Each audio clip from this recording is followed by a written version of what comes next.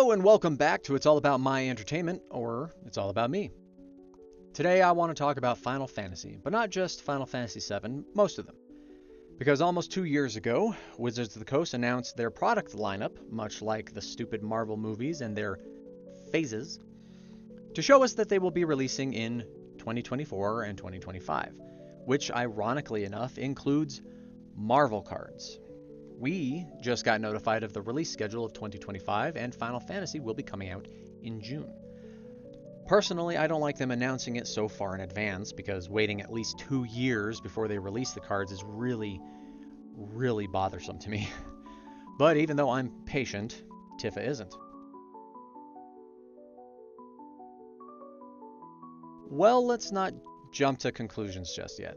While, yes, they have thrown a bunch of new Magic sets out over the last year or so, choosing quantity over quality, and Hasbro and Wizards of the Coast not caring about the fact that customers can't afford to buy all of them every couple of weeks, myself included, increasing the price to double, and in some cases triple what they used to be, has forced us to pick and choose which sets we want to buy and hoping they're good.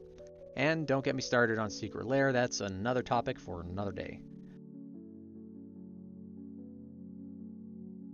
I am smart. Sure you are. Whatever. So, what do I have to say about this Final Fantasy Magic set they're making? Well, initially I had some guesses, which turned out to be wrong, which I'm actually grateful for. My guesses was they're probably only going to do like the newer Final Fantasies, right? Final Fantasy 15 and 16, probably 13 because they dumped money into 2 failed sequels, and Final Fantasy VII because that's their best IP and moneymaker, which they will milk dry. But fortunately, they decided not to go down that path.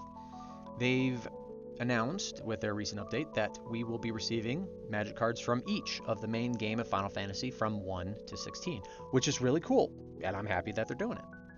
Now, even though Final Fantasy VII is my favorite, I really liked and enjoyed most of them. Final Fantasy 4, 5, 6, and 10 are the ones I'm most familiar with, and would definitely play them again without a doubt. And I like pretty much all of them from 1 to 10. When they switched from Squaresoft to Square Enix, however, Final Fantasy X was their last good Final Fantasy, in my opinion. So next we gotta think about how they're going to implement the mechanics and themes into Magic. Final Fantasy VII had the Materia system, which I really liked because it's simple and easy to understand.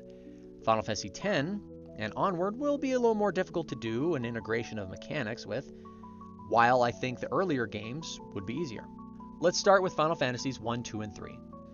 They mostly used the job system. It allowed you to change the class of each character to whatever you wanted, level those up, switch back and forth, etc. I think we can do a lot with that.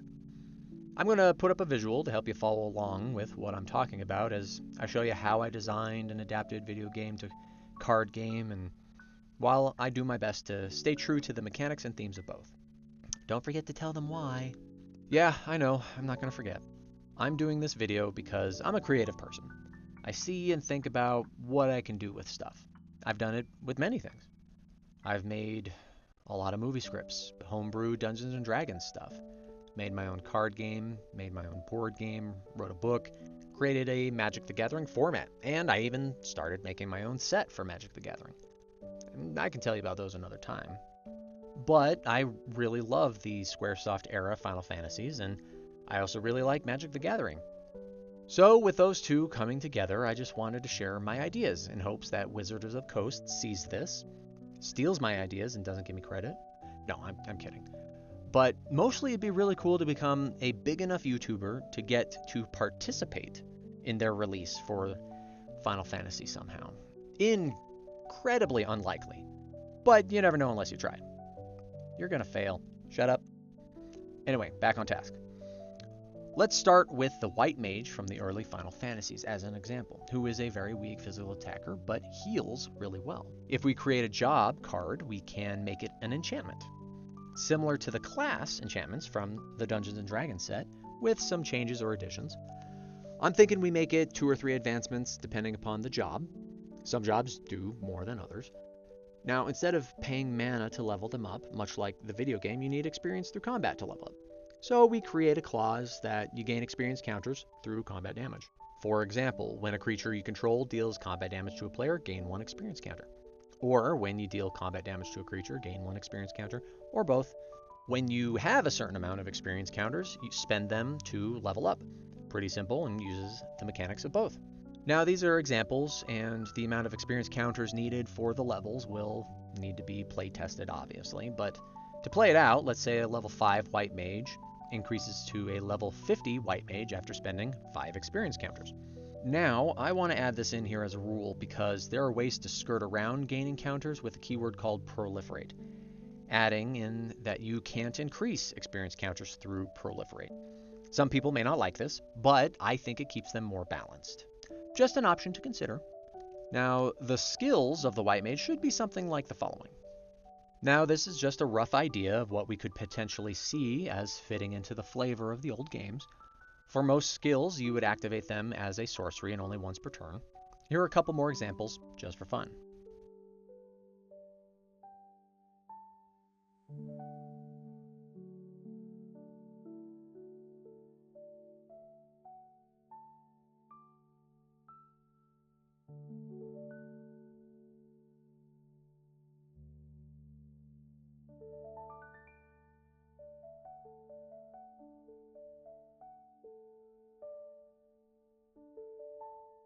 And there you have it, just some fun ideas for the enchantment jobs.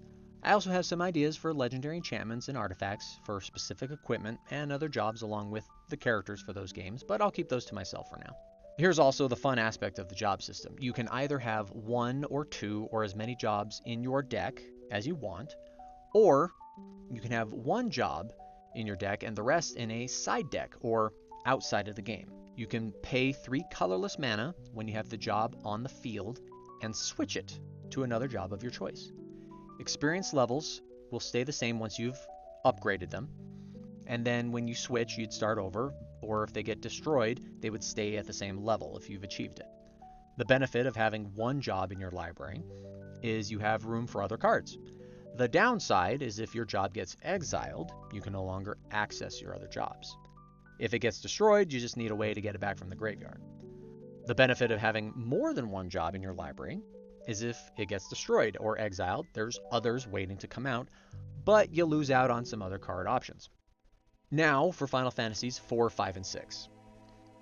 So I'm most familiar with 4, as it's the one I've played most recently. Let's start with the main character, Cecil. He will be a creature card, human Dark Knight. Make him a 3/4 power toughness with Death Touch and Menace, and an ability to transform or sacrifice himself.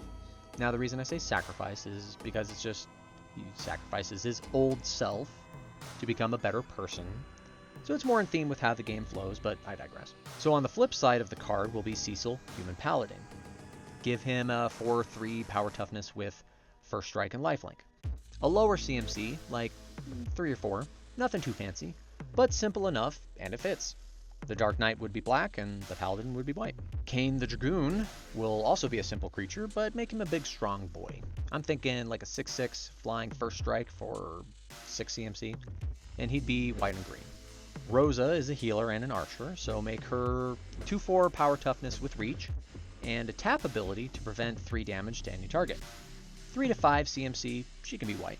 Golbez the villain should be a planeswalker. I do think most main bad guys should be planeswalkers, with 1 or 2 of them also having a creature version, for obvious reasons. Final Fantasy V, I'm a little lighter on memories, but I'd say the main character, Bartz, is a fighter. So much like Firion from a earlier Final Fantasy, give him, let's see, a 3/3 power toughness with most, if not all of the keywords, First Strike, Vigilance, Trample, etc. Let's make him 7 CMC with colors white, red, and blue. Ferris can be a green-red pirate human, 4/2 power toughness, and she gets a boost when her ship is on the battlefield. You can make her ship an artifact vehicle that crews for like 3 or 4, but when Ferris is on the field, it doesn't require a crew. And X-Death looks a lot like Golbez, so I don't know. Also a planeswalker. Blue-black colors. Final Fantasy VI is a favorite of many, with Terra and Kafka, so let's make Terra green-blue-red creature, wizard or magician, with a 5/2 power toughness of 5 CMC.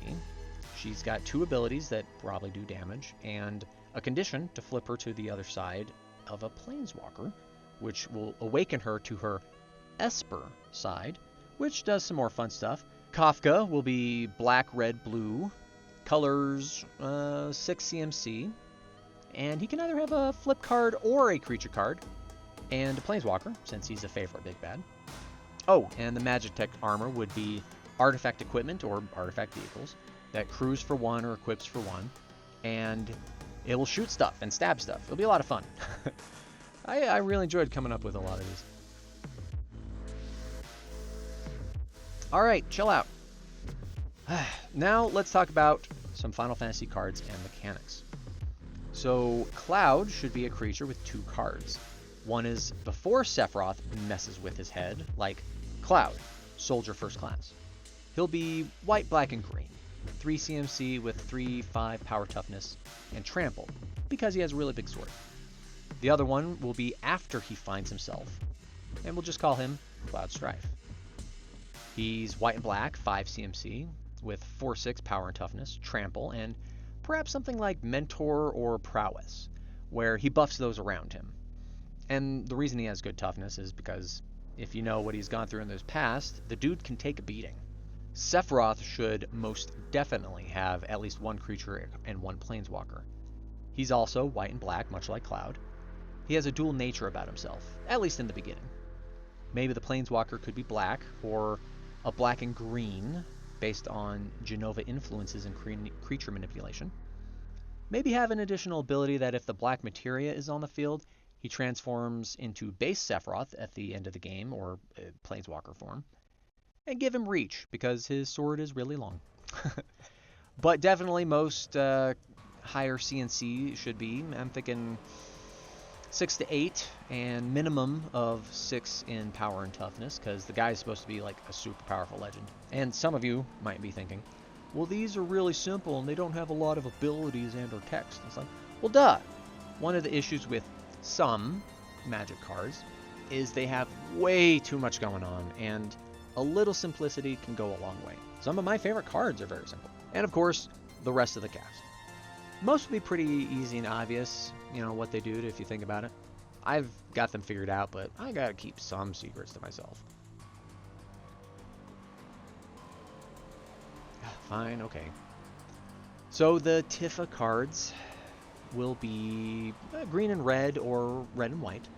She'll be 4 CMC with First Strike and or Haste, and a 3/3 power toughness. There. You happy? Okay, well. You can make Vincent a flip card as well, the backside being a Planeswalker for his monster transformation. Colors, black and red, obviously. Aerith needs a creature and a Planeswalker. Definitely white, with maybe blue and or green in there. And she can do everything from healing, lifelink, graveyard recursion, damage reduction. Lots of good stuff that you can do with her. Genova should be a Planeswalker or a black-green mutate creature, or both. Fits well in my opinion. She buffs the creatures and makes them go crazy, so Menace or Goaded. Anyway, moving on, you've got Chocobos, which can use the new saddle mechanic. The black Chocobo can give Mountain Walk. The blue Chocobo can give Island Walk. The gold Chocobo can do a bunch of stuff if you wanted. For sure have the Buster Sword and the Masamune as artifact equipment. They will give, you know, power and toughness boosts, trample, reach. Tifa's equipment could be a reprint of Swiftfoot Boots or Lightning Greaves. Sid's Spear could be the Shadow Spear. I mean, you got some options there. Legendary lands, like Junin Cannon, which could sacrifice itself to blow up a land or a monstrous creature over a certain power. Golden Saucer can have dice rolls or coin flips to get treasure tokens or give haste, or, you know, it being a place for games of gambling, it makes sense. A land of City of the Ancients makes you sacrifice your best card when you tap it. Sorry, it's dark. Anyway, some of you might also be asking about limit breaks, and don't worry, I didn't forget about them. I'm just putting them separate because you can do it one of 2 ways. You can either include it in creature cards as an activated ability if you want them to be more complicated and have more text. Or the other idea I had was to make them instant and sorcery cards. That way, you can have some cool new effects to put in other decks without having to change your creature base. Honestly, I'm fine with either opinion. They both work well in my mind. Let's get to the pinnacle of the Final Fantasy VII mechanics. So simple and elegant in its design. In my opinion, still one of the best game mechanics for an RPG. Materia. So there are a couple different kinds of materia. You have yellow command materia, which has very specific abilities like 2x cut or sense. Then you have green or magic materia, which is basic magic. So things like cure, ice, bio, etc. Then you got red or summon materia, which is for summoning a creature. There's also teal support materia and purple independent materia. You can add those and have all 5, but to simplify it, because I don't know if they'll do all 5, the base 3 work best. So you make the materia artifacts. And we have a couple things we can do with them. We can do something similar to the job system where they level up based on combat, which I prefer, or we don't give them levels and just have them have different abilities with higher mana cost. Hard to say which would work better until I can see it in action, unfortunately, but let's go with higher mana cost to activate abilities for now. Here are some examples.